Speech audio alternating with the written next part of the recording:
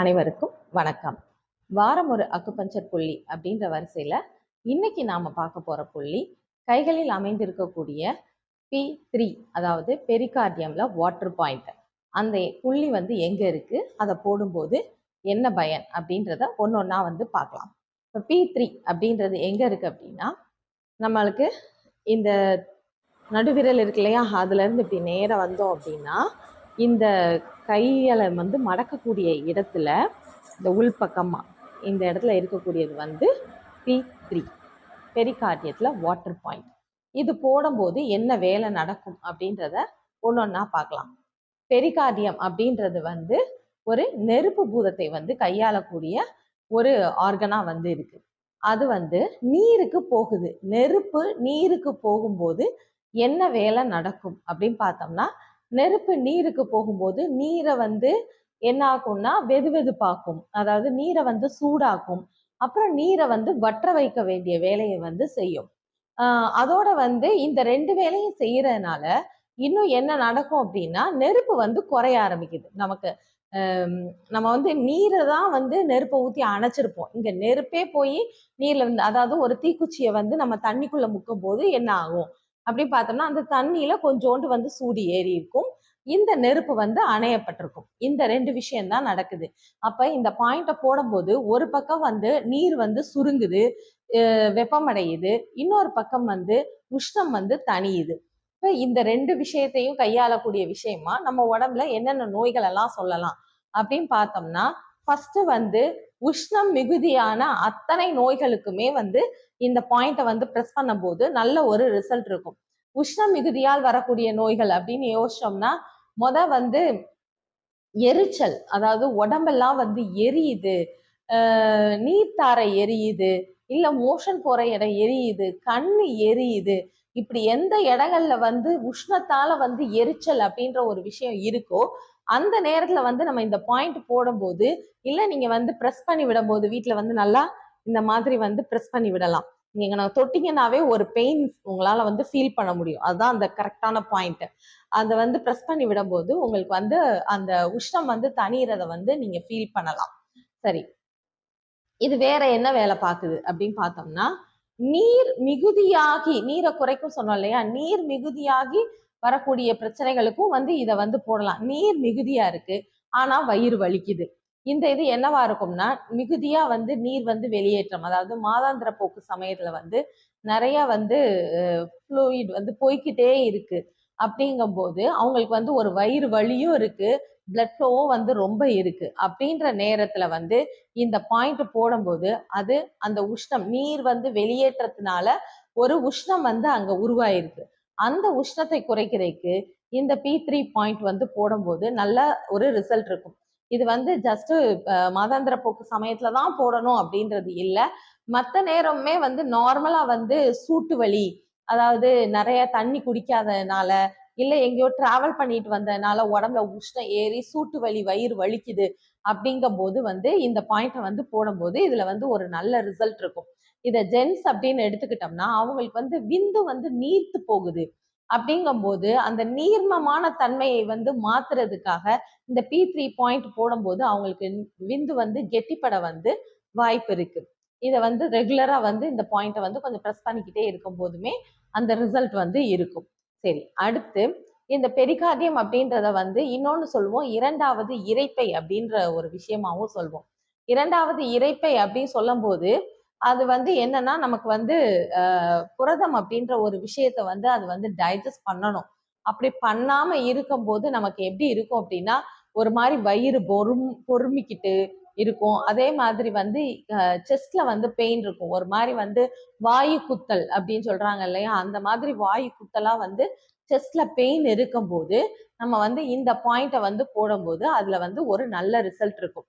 இது இருதயத்தினுடைய உஷ்ணத்தை பாதுகாக்கக்கூடிய உரையா இருக்கிறதுனால, இருதயத்துல அதிகமான உஷ்ணம் அடையும் போது நமக்கு என்ன நோய் ஏற்படுது அப்படின்னா, டக்குன்னு ஒரு படபடப்பு வர ஆரம்பிச்சிருது. இருதய நோயாளிக்கே ஃபர்ஸ்ட் என்னன்னா அதிகமா வேர்த்து கொட்டும். அந்த மாதிரி ஏதாவது ஒரு டென்ஷன் சமயத்துல கூட இருதய பிரச்சனையே இல்லை அப்படின்னாலுமே ஏதாவது ஒரு சின்ன விஷயத்துக்கு கூட ரொம்ப படபடன்னு ஆகி அவங்களுக்கு வந்து வேர்த்து அப்படியே கொட்டுது அப்படின்னா கூட அவங்களுக்கு வந்து இதுதான் காரணமா இருக்கு. அவங்க உடம்புல வந்து உஷ்ணம் வந்து மிகுதியா இருக்கு. அப்ப அவங்களுக்கு அதை குறைக்கும் போது நமக்கு வந்து இந்த பிரச்சனை வந்து சரியாகும். அதே மாதிரி படபடப்பு மட்டும் இல்லாம எந்நேரமும் வந்து ஒரு நிதானம் இல்லாம என்ன செய்வாங்கன்னா பரபரன்னு ஏதாவது ஒரு வேலையை செஞ்சுட்டே இருப்பாங்க. ஒன்ன செஞ்சு முடிக்க முன்னாடி இன்னொரு இதுக்கு அப்படின்ற மாதிரி. அதாவது ஒரே வேலை தான் இருக்கும். ஒரு காலையில எந்திரிச்சு அவங்க வந்து ஸ்கூலுக்கு கிளம்புற வேலையாவே இருக்கட்டுமே, அந்த ஒரு விஷயமாவே இருந்தாலும் அதை வந்து ரொம்ப டென்ஷன் ஆகி பரபரனாகி வீட்டுல அத்தனை பேரையும் போட்டு டென்ஷன் ஆக்கி இப்படி இருக்கிறவங்களுக்குமே வந்து இது வந்து குழந்தைங்களா இருந்தாலும் சரி பெரியவங்களா இருந்தாலும் சரி ஆபீஸ் கிளம்பும் போது பெரியவங்களும் இதே கூத்து வந்து பண்ணுவாங்க. இப்படி இருக்கிற கூடியவங்களுக்குலாம் வந்து நெருப்பு வந்து உடம்புல வந்து மிகுதியா இருக்கு, அது ஒரு சீரா இல்லாம இருக்கு.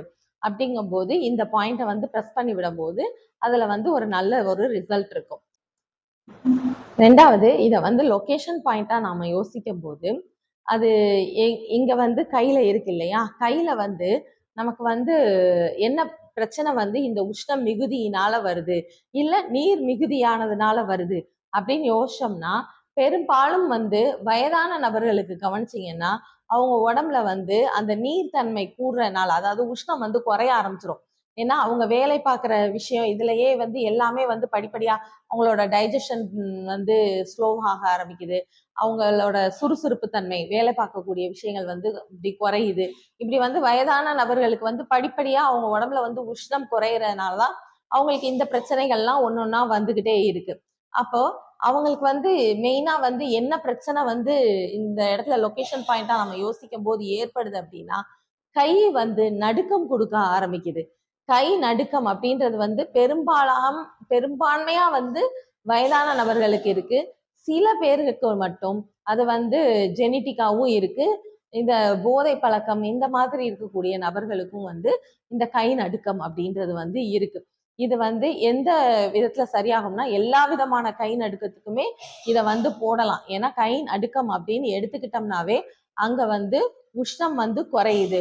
நம்ம நார்மலா வந்து எப்ப நடுங்கும், உடம்புல வந்து குளிர்ச்சி மிகுதி ஆகும் போது இந்த குளிர் நேரத்துல வந்து நம்மளையும் அறியாம கை கால்லாம் நடுங்குது இல்லையா, அதே மாதிரிதான் அவங்களுக்கு நார்மல் டேஸ்லயே வந்து நடுக்கம் இருக்கு. அப்போ உடம்புல வந்து உஷ்ணம் வந்து குறையிற காரணத்தினால அவங்களுக்கு வந்து அந்த நடுக்கம் ஏற்படுது அப்படின்றத வச்சு நாம வந்து இதை வந்து கொடுக்கலாம்.